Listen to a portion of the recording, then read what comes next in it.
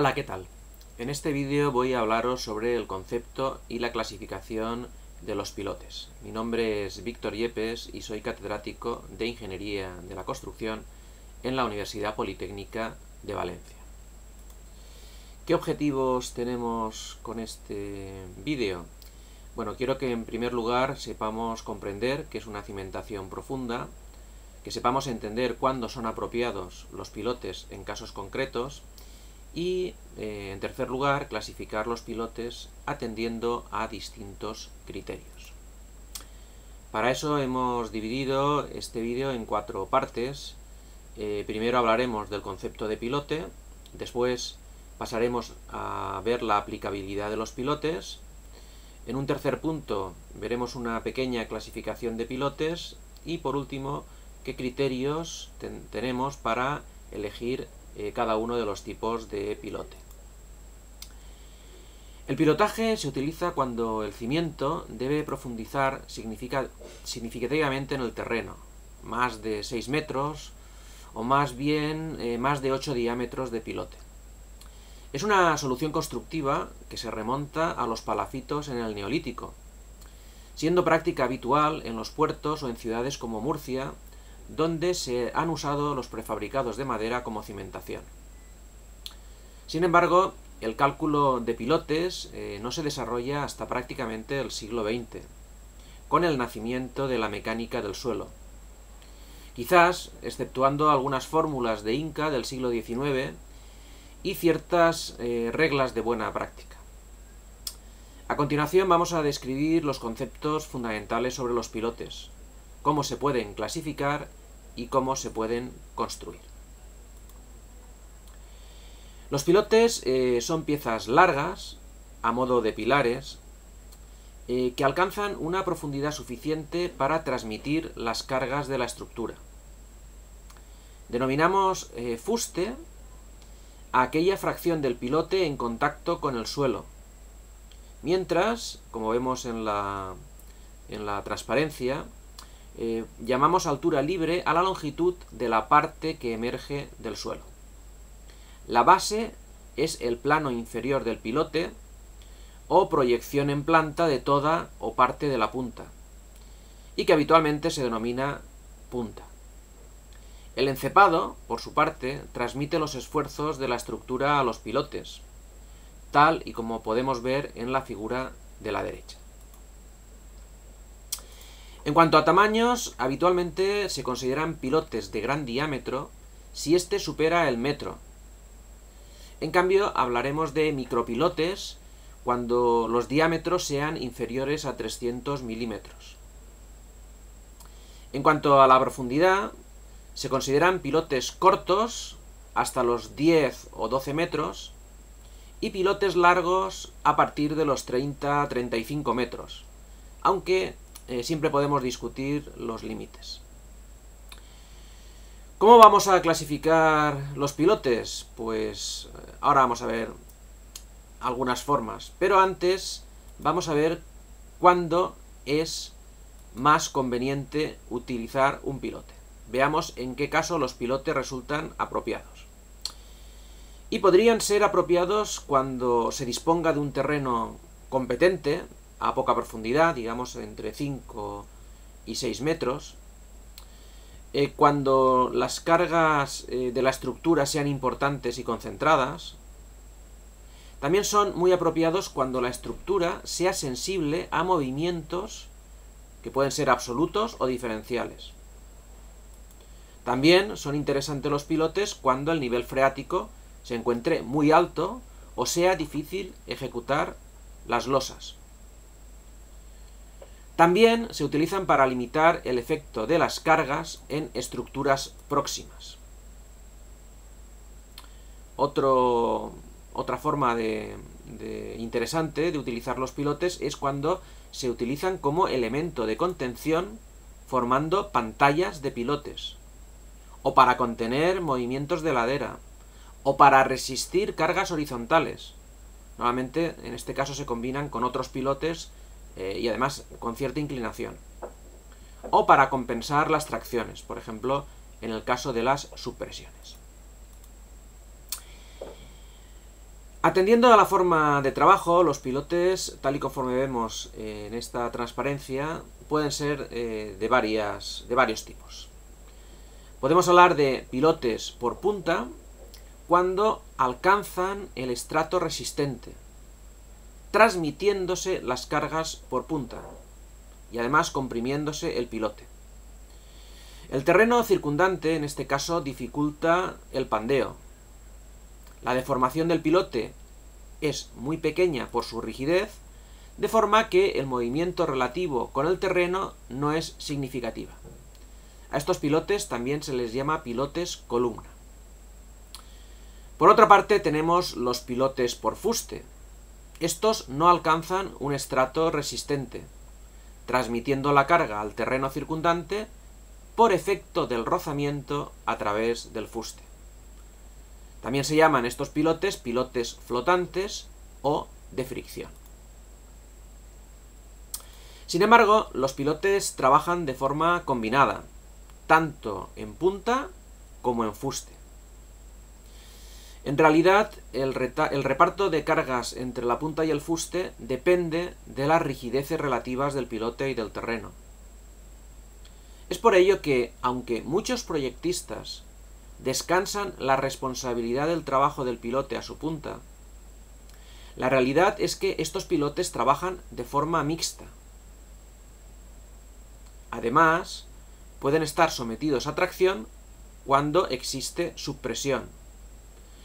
Esta tiende a levantar la estructura por encontrarse total o parcialmente por debajo del nivel freático, es decir, flota. En rellenos en proceso de consolidación, el pilote se ve arrastrado por el terreno que asienta, denominándose este fenómeno rozamiento negativo. Si la estructura recibe esfuerzos horizontales, algunos pilotes pueden trabajar a tracción y otros a compresión.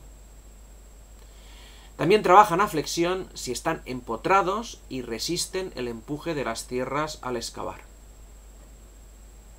Asimismo, se podría aquí hablar de pilotes de mejora del terreno, que serían aquellos que corresponden a técnicas generales que normalmente se realizan previamente. Sin embargo, este tipo de pilotes se nos escapan al objetivo de este tema. El Código Técnico de la Edificación clasifica los pilotes en los siguientes tipos. Pilote aislado. Es un pilote alejado suficientemente de otros para no interactuar con aquellos.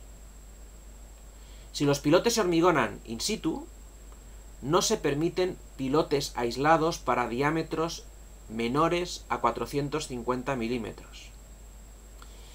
Mientras que entre 450 y 1000 milímetros de diámetro se pueden utilizar si se arriostran lateralmente. Los pilotes prefabricados hincados pueden ejecutarse aislados cuando se arriostren en dos direcciones perpendiculares y se compruebe que los momentos resultantes se anulan o se absorben por las vigas riostras o por la armadura del pilote. Los grupos de pilotes es el conjunto de pilotes suficientemente próximos para interactuar entre sí, o bien que se encuentran conectados a través de elementos estructurales. Las zonas pilotadas son pilotes que, cada uno de ellos, presenta una capacidad portante pequeña, pero que su espaciado regular, o si su ubicación en puntos estratégicos es tal, son capaces de reducir los asientos de las cimentaciones o su seguridad frente al hundimiento. Por último, el código técnico habla de micropilotes. Están compuestos por perfiles metálicos, barras o tubos que se introducen en un taladro de diámetro pequeño y que pueden inyectarse con una lechada de mortero. Asimismo, el Código Técnico de Edificación, atendiendo al material, distingue los siguientes tipos de pilotes. Hormigón in situ, se pueden ejecutar excavando previamente el terreno o por desplazamiento de este, hormigón prefabricado, que puede ser armado o pretensado, con armaduras pretesas o postesas. Su tamaño suele ser menor al de los construidos in situ. Acero, pueden ser perfiles en W o en H o de secciones tubulares, se hincan con protecciones en la punta, los denominados azuches. De madera, para pilotar zonas blandas o como apoyo de estructuras con losa o terraplenes. Y los mixtos, que son de acero tubular, rodeados y rellenos de mortero. Por la forma de ejecución, este código técnico los clasifica en pilotes prefabricados hincados, donde se desplaza el terreno sin hacer excavaciones, o pilotes hormigonados in situ, donde se excava el terreno antes de hormigonar. Sin embargo, existen casos mixtos con perforación e hinca, como pilotes de desplazamiento hormigonados in situ, la perforación más hinca, la perforación más vibración, hinca más inyección u otros. La tipología condiciona la alteración del terreno en el entorno de pilote y, por tanto, la resistencia y la deformabilidad. Se consideran pilotes de gran diámetro los comprendidos entre 850 y 3000 milímetros. Se utilizan para grandes cargas, ahorran encepado y se pueden inspeccionar desde el interior. Sin embargo, no son adecuados cuando se requiere resistencia importante por fuste. Pues en este caso tenemos más perímetro si tenemos más pilotes de menor diámetro. Lo habitual es que estos pilotes se construyan mediante lodos bentoníticos, camisa recuperable o sin entubación. Otra posibilidad es ejecutar pilotes acampanados por su base, utilizando para ello un balde de quijadas. El ensanche de la base del pilote, al doble del diámetro del fuste, permite aumentar mucho la resistencia por punta en arcillas firmes. Con esta tipología se pueden construir pilotes de hasta 20.000 kN. Para mejorar la escasa resistencia que presentan los pilotes aislados frente a momentos o ante esfuerzos horizontales, se emplean grupos de pilotes unidos mediante un encepado en cabeza. Este encepado reparte las cargas y se predimensiona como un elemento rígido, con un canto de vez y media el diámetro de los pilotes. Un pilar que transmita las cargas elevadas debería apoyarse sobre un encepado de al menos 3 pilotes. Asimismo, se recomienda que un muro que transmita cargas elevadas debería apoyarse sobre al menos 2 filas de pilotes. Por otra parte, cuando una serie de pilotes están cerca unos de otros, se produce una reducción de la resistencia global por interactuación mutua. En general, no se considera el efecto de grupo para una separación entre ejes de pilotes igual o mayor a 3 diámetros. En lo que sigue dividiremos los pilotes en pilotes de desplazamiento, pilotes de perforación, pilotes inyectados y micropilotes. No es posible decir de forma categórica que un procedimiento constructivo de un pilote sea mejor a otro. La elección es un arte complejo, pues supone balancear las ventajas e inconvenientes para cada uno de los casos. A veces varias técnicas son válidas y la elección final es un problema económico o de plazo. Pero otras veces hay soluciones malas, incluso algunas buenas mal ejecutadas. Siempre hay que vigilar la construcción y realizar pruebas de carga si no hay experiencia directa para controlar la carga admisible. Por último, ¿qué criterios podemos seguir para elegir uno u otro tipo de pilotes? El profesor Zelma nos sugiere los siguientes criterios para la elección del tipo de pilote. En esta tabla que veis en la transparencia podemos ver cómo en función del factor, tipo de terreno, que puede ser arcillas blandas, duras, sueltas, roca, del nivel freático, de la localización o del tipo de estructura, pues es más recomendable unos pilotes hincados o pilotes de extracción. Por ejemplo, si tenemos un terreno con una arcilla dura, se recomienda un pilote de extracción. En cambio, si la arcilla es blanda, no se recomienda el pilote de extracción, sería mejor un pilote hincado. Con niveles freáticos altos o condiciones artesianas, los pilotes hincados son los más favorables. Cuando estamos en una zona urbana, es preferible un pilote de extracción. El pilote hincado provoca ruidos, vibraciones. Y si, por ejemplo, el tipo de estructura es pesada, pues en este caso el profesor Zelma también nos recomienda pilotes de extracción. En la tabla que vemos a continuación mostramos algunas de las características de los pilotes más frecuentes. Por ejemplo, aquí tenemos que los pilotes prefabricados de hormigón tienen una profundidad máxima de hasta 90 metros, un diámetro máximo de unos 425 milímetros y una carga máxima de 1600 kilonewtons. ¿Cuándo no se pueden utilizar? Pues se ha comentado antes, en la cercanía de edificios antiguos. Los de barrena continua llegan a 23 metros con 1000 milímetros de diámetro máximo y 3300 kilonewtons de carga máxima, y no se pueden utilizar cuando hay bolos o cuando los pilotes son inclinados.